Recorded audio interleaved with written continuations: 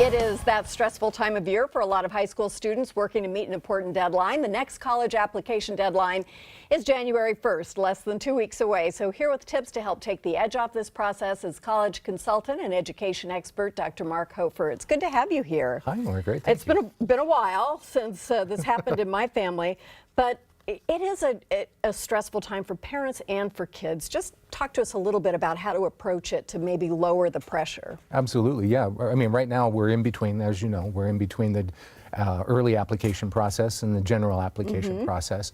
And we have a lot of high school seniors and their parents who are pretty stressed out about it. And one of the things that if they have the information ahead of time and can act on it early enough, it actually makes the whole process much less stressful. And that's what I usually work with kids, you know, freshman, sophomore, so that when the time comes, but lots of people wait till the last minute. Exactly. So let's talk about well, I shouldn't say lots of people. I mean, probably there are a few, but you know, differing ways that we all approach this. What are the components of the application that we need to think about? Sure. Even though the application process has become much more convoluted and complex. Great. It actually, Why not? in the last 5 to 7 years, it actually has been much more competitive as well. Yeah. And the thing is, there's still 7 main components that make up the college application process. And if you attend to those early enough, you can make it a lot less stressful. And the first one, I mean, is GPA. You have to have grades. Second one is you have to sit for the test, ACT or the SAT, and have those scores, at least once set for that. You need to have recommendations so that teachers basically identify your character and are able to provide evidence of that. Right. Then you have to have a competent and hopefully a compelling essay. That's where the parents come in. That's Because we're often the editors. That seems like the place where everybody has the most fraught path, but go ahead. And that's one of the things. You want to make sure that that essay has had somebody look at it and give feedback, and that's important.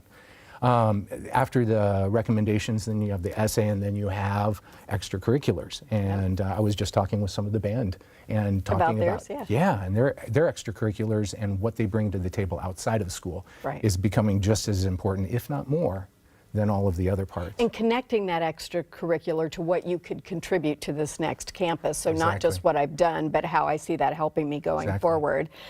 So how early should students ideally start in this process? So in an ideal world. In an ideal world, you look at the process, the college application process itself, you can do effectively in 18 months, attending to all the pieces.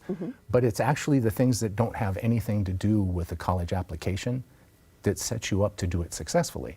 And those are things freshman or earlier. And those are social skills, those are behaviors, study behaviors, and all the things that set you up so that those components you're successful in preparing for the college application. Are there. So if you are a parent of a 4th, 5th grade student, knowing this now and then helping your child build towards what they will likely want to do at the end of high school is really important. So if a student has waited this late to just complete the paperwork part, do they have a chance still to do that? Oh, absolutely. I mean, you can complete the college application process. The one thing, and one of the components that we didn't talk about, is the FAFSA.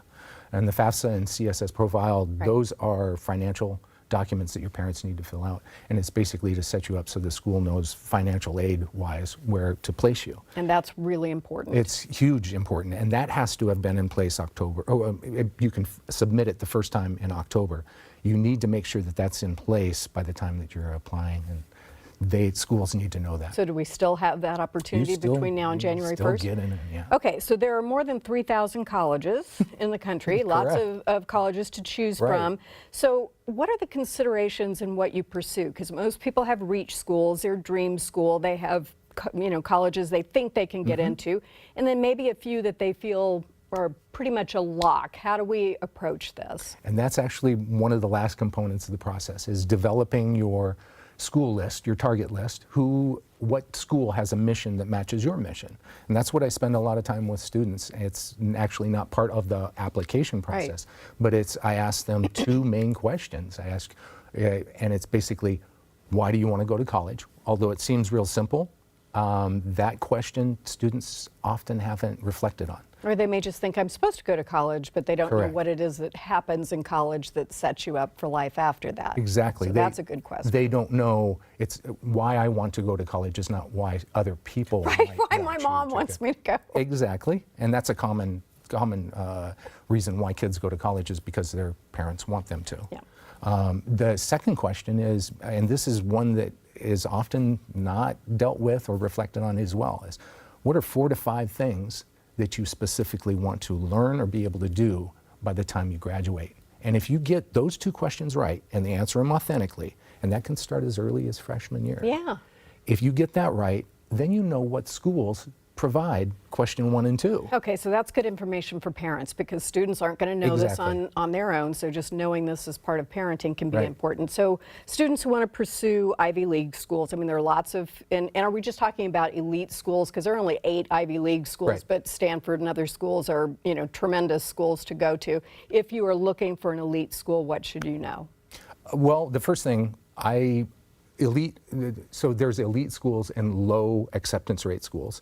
That doesn't necessarily mean good. And unfortunately, if you look at U.S. News and World Report, which people assume if it's on that list, it's a good school. Right. Well, it's good for some students, but it's not good for every student. Right. And there again, It it's may not be a matching the good mission. fit, even if it is Exactly. a fabulous name brand. Exactly. So finding a place where you can have a good learning experience is the most important thing then. That's what we hope. We hope. Thank you so much. Good luck Thank to you. everybody out there, students and parents. We'll be right back.